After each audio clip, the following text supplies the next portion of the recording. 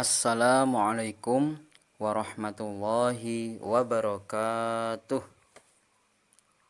Jumpa kembali bersama Pak Guru dalam pembahasan SKI Sejarah Kebudayaan Islam kelas 5 Madrasah Ibtidaiyah.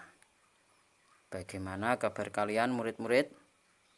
Pak Guru berharap kalian baik-baik saja, tetap semangat dan tetap belajar meskipun di rumah. Baiklah, kali ini pokok pembahasan kita adalah keperwiraan Nabi Muhammad SAW dalam perang Uhud. Tentunya murid-murid sudah tahu apa arti keperwiraan itu ya. Oke, mari kita awali pembahasan kita dengan Bismillahirrahmanirrahim. Perang Uhud terjadi pada pertengahan bulan Sya'ban tahun ketiga Hijriah. Tahun ini bertepatan dengan bulan Januari tahun 625 Masehi. Peperangan itu terjadi di Gunung Uhud, yaitu sebuah gunung yang terletak di sebelah utara kota Madinah. Oleh karena itu, peperangan ini dinamakan Perang Uhud. Perang ini terjadi karena kaum Quraisy ingin membalas kekalahannya di Perang Badar sebelumnya. Anak-anak, di pembahasan yang telah lewat sudah kita bahas mengenai Perang Badar. Di situ umat Islam menang dan orang kafir kalah. Nah, di Perang Uhud ini orang kafir berniat membalas kekalahan mereka di Perang Badar. Dalam Perang Uhud tersebut, kaum muslimin berkekuatan hanya 700 orang. Sedangkan kaum kafir Quraisy berjumlah 3.000 orang. Wow. Semula Rasulullah SAW menyiapkan 1.000 orang tentara.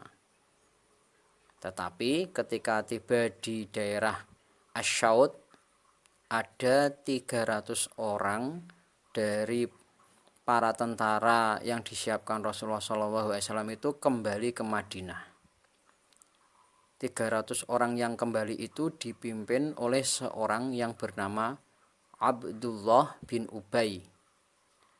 Namun demikian, pasukan Islam tidak terpengaruh. Mereka tetap semangat.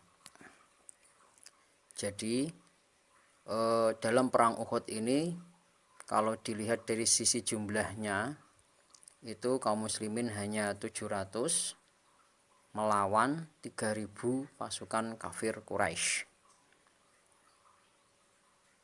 Nah, ini perlu strategi yang matang karena mengingat jumlah yang akan dilawan dalam perang itu perbandingannya sangat jauh.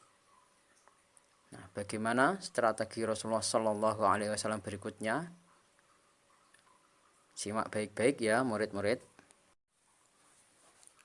Rasulullah SAW dalam Perang Uhud menerapkan strategi yang sangat jitu. Rasulullah menempatkan 50 orang pasukan pemanah yang dipimpin oleh Abdullah bin Zubair. Mereka diberi tugas untuk bersiap siaga di atas puncak Gunung Uhud. Mereka dipesan oleh Rasulullah SAW untuk tidak meninggalkan tempat masing-masing apapun yang terjadi hingga peperangan berakhir. Nah, ini salah satu strategi Rasulullah SAW. Beliau menguasai dataran tinggi di Gunung Uhud itu yang ditempatkan 50, jadi 700 pasukan Islam itu diambil 50 orang untuk ditempatkan di dataran tinggi Uhud, yaitu di puncak Gunung Uhud.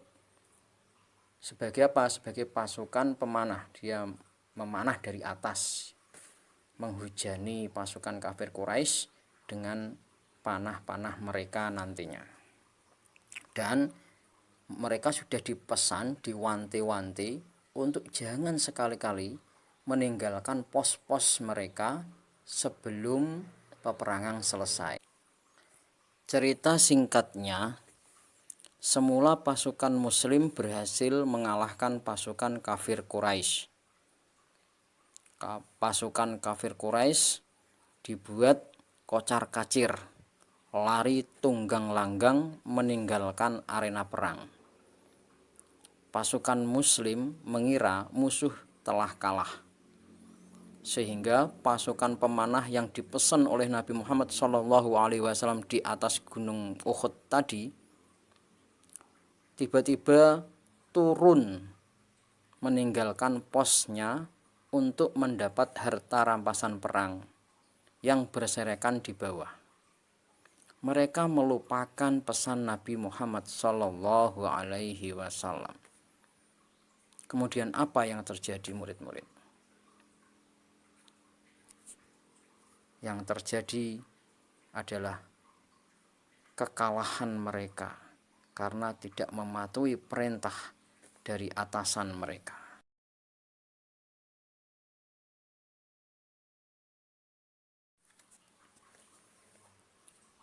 Dari kubu kafir Quraisy melihat bahwa pasukan yang ada di atas sudah turun ke bawah. Ini dilihat oleh Khalid bin Walid, yaitu salah satu komandan dari pasukan kafir Quraisy, sebagai kesempatan. Kemudian Khalid bin Walid beserta pasukannya mengambil alih posisi atas gunung itu. Dan Khalid bin Walid menyerang pasukan Islam. Nah, saat itulah banyak pasukan Islam yang tewas, banyak pasukan Islam yang gugur, dan banyak pasukan Islam yang meninggal syahid di medan pertempuran. Ini disebabkan karena pasukan muslim tidak disiplin dan tidak mempedulikan perintah Rasulullah SAW. Pasukan muslim saat itu nyaris mengalami kekalahan. Bahkan Rasulullah SAW pun terluka. Kafir Quraisy berhasil mematahkan semangat pasukan Islam kala itu dengan meneriakkan kalau Rasulullah SAW telah terbunuh. Jadi orang kafir itu berteriak, Muhammad meninggal, Muhammad telah mati, Muhammad meninggal. Sehingga pasukan muslim menjadi kalang kabut, hatinya tak karuang. Dalam posisi seperti itulah Rasulullah SAW memberi perintah untuk mundur kepada pasukan muslim, mundur ke atas bukit yang lain, dan pasukan Quraisy pun tidak dapat mengejar mereka. Singkat cerita, dalam perang ini umat Islam menelan kekalahan dikarenakan perintah Rasulullah SAW diabaikan oleh pasukan penjaga Gunung Uhud itu. Dalam perang Uhud, kaum muslimin mengalami kekalahan. Bahkan Sayyidina Hamzah dan Mus'ab bin Umair beserta 70 orang pasukan muslimin gugur syahid sebagai syuhada. Jadi dalam perang ini umat Islam kalah. Apa penyebab kekalahannya, murid-murid? Yaitu pasukan yang disuruh oleh Nabi Muhammad SAW menjaga Gunung Uhud, mereka turun gunung gara-gara ingin ikut menjarah jarahan perang. Mengapa kaum muslimin mengalami kekalahan di perang Uhud?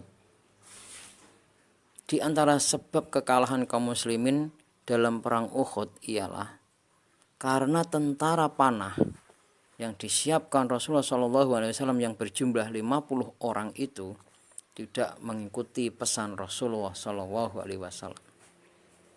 Dan penyebab kedua adanya kaum muslimin yang mundur, tidak mau berperang. Diceritakan tadi Rasulullah sudah menyiapkan 1000 orang, tetapi ada 300 orang yang mengundurkan diri untuk kembali pulang ke Madinah. Dan yang dapat kita teladani mengenai keperwiraan Rasulullah SAW dalam perang Uhud tersebut, yaitu bahwa Nabi Muhammad SAW adalah seorang panglima yang berani dan bijaksana. Beliau selalu mengutamakan pasukan, peduli terhadap pasukan, dan yang lebih penting beliau memaafkan kesalahan pasukan yang tidak taat terhadap perintahnya. Itulah jiwa besar Rasulullah SAW yang patut kita ambil contoh dalam perang Uhud tersebut. Demikian kisah singkat dari perang Uhud dan serta suri tauladan dari Rasulullah SAW yang ditunjukkan kepada kita dalam perang tersebut. Sampai berjumpa kembali di pertemuan berikutnya. Mohon maaf jika ada salah kata maupun kesalahan dalam penyampaian Pak Guru. Dan Pak Guru akhiri, wassalamualaikum warahmatullahi wabarakatuh.